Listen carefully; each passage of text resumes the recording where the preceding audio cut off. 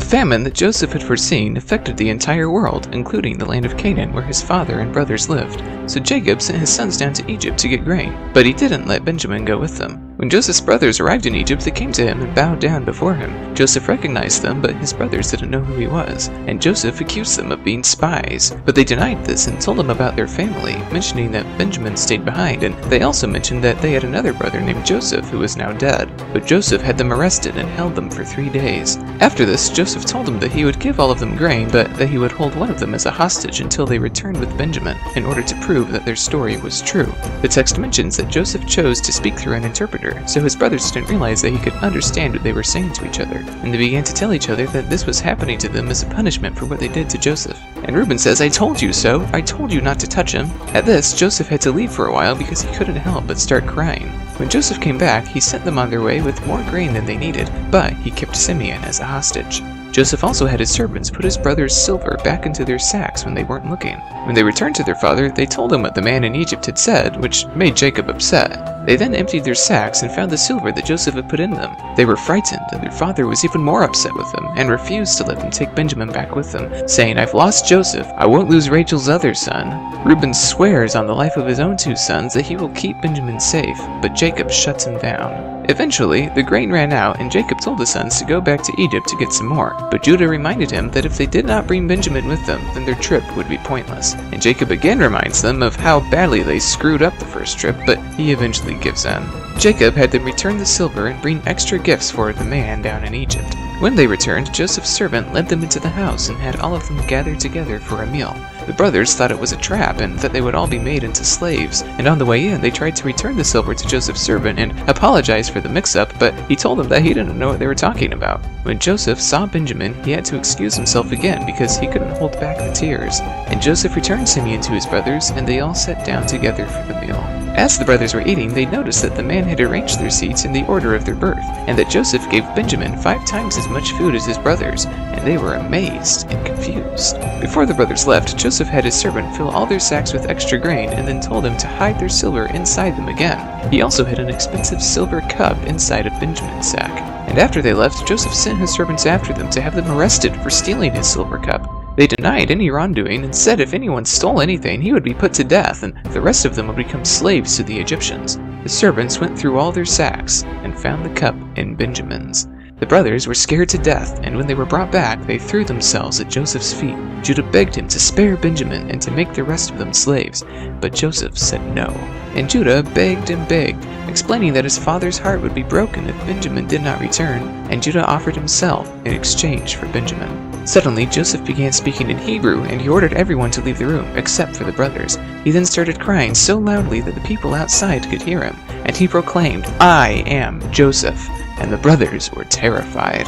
Then Joseph said to his brothers, "Come close to me." When they had done so, he said, "I am your brother Joseph, the one you sold into Egypt. And now do not be distressed, and do not be angry with yourselves for selling me here, because it was to save lives that God sent me ahead of you. For 2 years now there has been famine in the land, and for the next 5 years there will be no plowing and reaping. But God sent me ahead of you to preserve for you a remnant on earth, and to save your lives by a great deliverance." Pharaoh heard about Joseph's family, and he sent his servants to bring the rest of them down to Egypt to live. But before the brothers left to go get their families, Joseph reminded them not to quarrel along the way.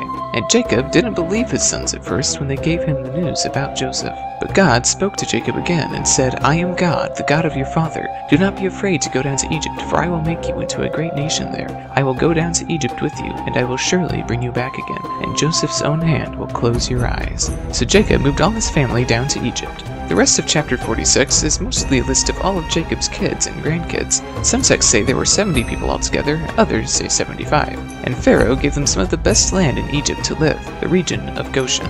Pharaoh had Jacob brought before him, and Jacob blessed Pharaoh. Pharaoh asked him how old he was, and Jacob said 137. The text also says that Pharaoh let Joseph and his brothers live in the district of Ramses. Now, the famine was still severe, and the Egyptians ran out of money for grain, so Joseph now accepted their livestock as payment for grain. But eventually, the Egyptians ran out of livestock as well, so the Egyptians sold their land to Joseph in exchange for grain.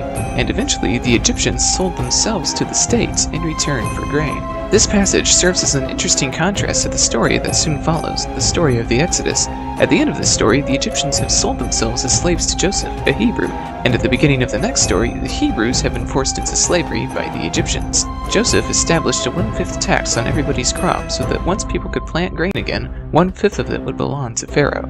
Later, Jacob made Joseph promise not to bury him in Egypt when he died, but to bring his body back to Canaan where his fathers were buried. And Jacob became ill, and Joseph brought his sons to him, and he blessed them.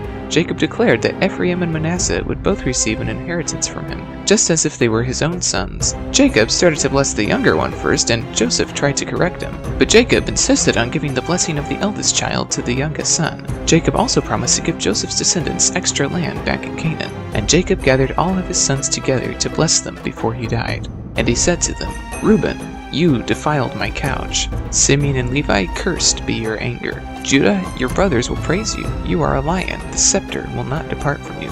Zebulun, you will live by the seashore. Issachar, he's a raw-boned donkey. Dan, you're a snake. Gad, you will be attacked. Asher, you will have rich food.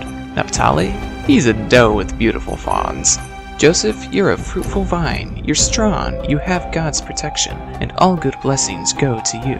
Oh yeah, and Benjamin, he's a ravenous wolf." And after this, the text says that Jacob died, and Joseph and the Egyptians mourned for him and embalmed his body. Jacob's sons and all the Egyptian dignitaries journeyed to Canaan and buried Jacob in Abraham's tomb. Some other people buried here include Sarah, Isaac, Rebekah, and Leah.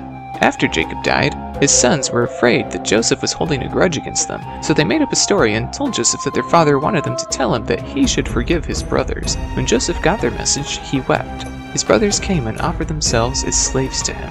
But Joseph said to them, "Don't be afraid. Am I in the place of God? You intended to harm me, but God intended it for good, to accomplish what is now being done, the saving of many lives. So then don't be afraid. I will provide for you and your children." And he reassured them and spoke kindly to them. The text says that Joseph lived to be 110, and he predicted that one day God would lead the descendants of Israel up out of Egypt. Before he died, he made his family promise that when they returned to Canaan in the future, they would bring his body with them.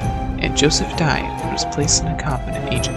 And so ends the stories of Jacob and Joseph, their deaths running parallel to each other and serving as the last in a series of 7 parallel themes running throughout this narrative. The themes of trouble with brothers, sexual temptation, interpreting dreams, entering Egypt, family reunion, prosperity, and finally, the death of the patriarchs.